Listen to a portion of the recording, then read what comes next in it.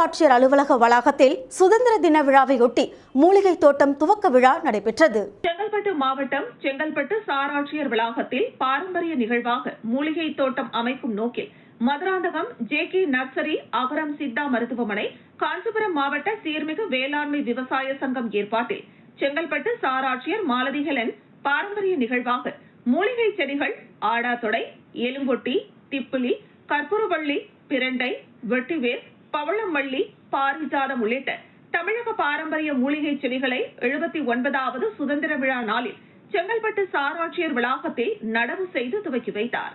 இவ்விழாவில் சித்த மருத்துவர் ரவிச்சந்திரன், ஜே.கே. நர்சரி, திருவேங்கடம், பிரகாஷ், காஞ்சிபுரம் மாவட்ட சீர்மிகு வேளாண்மை விவசாய சங்க தலைவர் ரத்னகுமார், துணைத் தலைவர் சர்க்கரை, செயலாளர் சீனிவாசன், துணை செயலாளர் கண்ணபிரான், பொருளாளர் மோகன், அருளப்ப ரெட்டியார், சுந்தரபாண்டியன், பழனி, ஜெரால், விஜயன்